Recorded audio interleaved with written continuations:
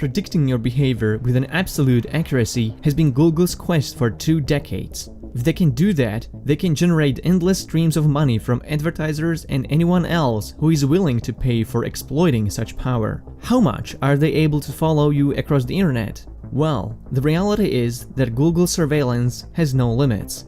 They track literally everything you do, everywhere you go. And not just on the internet, but even in real life. This is how Google manages to follow your every step. In China, Google has been secretly developing a covered version of Google Search in order to enter the vast Chinese market. At the request of the Chinese government, Google will link users' mobile phone numbers to the search terms they've used. This is to help the government to crack down on dissidents and activists and become more efficient overall at censoring the internet. This was revealed just last month, and it may come as a shock to Western audience that Google would rather choose to be implicit in human rights abuse with the Chinese government than be principled and lose profit. But Google has been doing something similar in Western democracies for ages. Whenever you search for something, Google creates a server log that remembers your browser and OS configuration, IP address, and a cookie planted on your device by Google. The link you click on from the results is logged, and Google will keep a record of the websites you visit from there. If you don't delete this cookie, it will expire automatically after 30 years, essentially logging your entire digital presence. From there, it's trivially easy for Google to link your search history to your phone number. They either have your number from your phone directly or any other Google service you signed up for, like Gmail, YouTube, or Google Play. If they can't get your number from their service, Google partnered with Facebook, Twitter, and other tech platforms to exchange that information with them. If that doesn't work, Google turns to its hundreds of thousands of third-party partners and data brokers like Axiom to buy your phone number from offline databases. Thanks to Ed Snowden, we know that all Google servers are tapped by intelligence agencies in the US and other Five Eyes countries, which include UK, Canada, Australia, and New Zealand. The US National Security Agency then keeps a copy of your search history tied back to your phone number forever in their data centers. Google also worked with Pentagon to develop artificial intelligence technology for US military drones. The United States is currently engaged in military interventions in 8 countries without approval from the United Nations, and oftentimes causes massive civilian casualties from drone strikes. Many Google employees resigned in protest, claiming Google shouldn't engage in the business of war. Google surveillance has dramatic real-life implications on human rights, whether it's in China or the United States. It's a political power that few politicians can resist.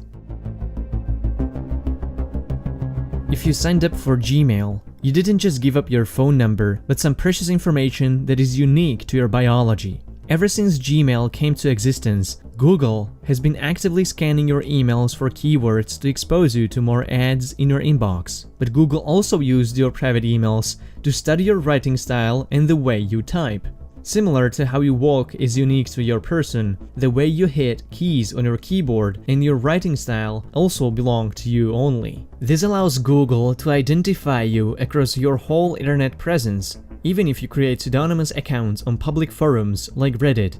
In 2017, Google promised to stop active scanning of Gmail messages, but it was revealed that Google continues to let third-party app developers that use Gmail to scan users' private emails. It would often be the case that employees of Google and its partners ended up manually reading your emails for further unspecified purposes, but mostly for security, app development, and advertising. These third parties are even allowed to further share your emails to their partners and thus multiplying the amount of copies. If you ever deleted your email or even your entire Gmail account, Google visually fulfills your request, but residual copies are kept in their offline backup systems indefinitely. Google doesn't go after the third-party developers to delete their copies of your emails. Your private emails thus remain copied and stored in data centers across the globe with unknown security and no oversight. Google uses your browsing history not only to target you with ads, but to identify you as well. They only need snippets of your browsing record to be able to determine your identity on the web. Google tracks your browsing history through AdSense, DoubleClick, and various other advertising and tracking scripts that belong to the company. Even Google Plus share plugins on websites are used to track users even if they logged off or never used Google Plus, similar to how Facebook tracks browsing history through like and share plugins. Where cookies don't work, Google uses your unique advertising ID that is assigned to every Android device by default. This ID is continuously followed and cross-referenced with the rest of your record to constantly keep it up to date across all platforms and devices. If these policies aren't aggressive enough, Google purchases the remaining browsing records from data brokers, internet service providers, internet exchange points, or content delivery networks. Google really wants to know where you go, so much so that it keeps tracking your location even when you tell it not to. First time Google was caught tracking users' location on their Android phones and tablets was through triangulation of nearby cell towers servicing users' devices. This information was collected even when users turned off location services, never inserted a SIM card in their phone, or even after factory reset. There was no way for users to opt out. Google said this collection was put in place to improve message delivery, which wasn't really clear how that could work.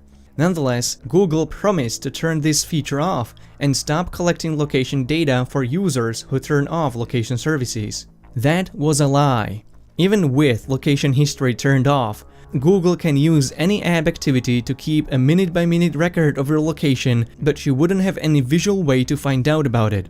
To confuse users, Google hid the option to turn off this location under Web and App Activity settings, where this kind of collection would not be expected by an average user.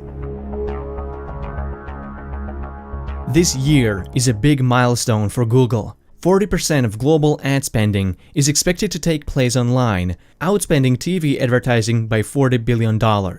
Google achieved dominance in digital advertising thanks to their focus, commitment, and sheer fucking will. The will to know about every single step you make. Google is able to attract advertisers thanks to their ability to profile records of your entire activity on the web. But this time, the corporate behemoth is able to track what you buy even in physical stores. Google partnered with MasterCard and presumably other credit card companies to gain access to roughly 70% of credit and debit card transactions in the United States. These data exchange hands aggregated and in encrypted form. But that's just a public relation talking point.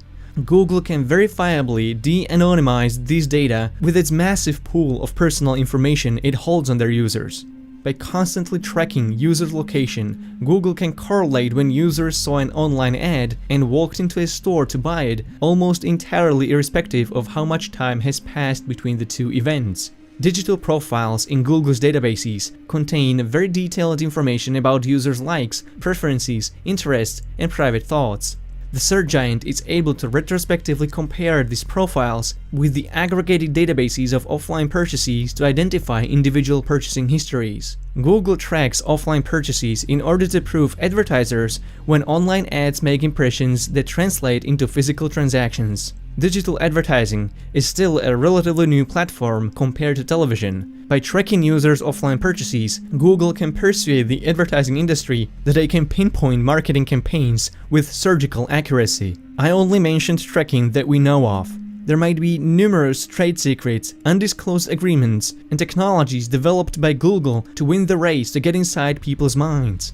Google's presence is literally everywhere, and it wants to play God without permission, but it's possible to protect yourself. By avoiding Google services and replacing them with alternatives whenever possible, you can significantly reduce Google's power in your life. Switch to ProtonMail, start using Firefox, search with DuckDuckGo, and install uBlock Origin to block much of Google's tracking machinery.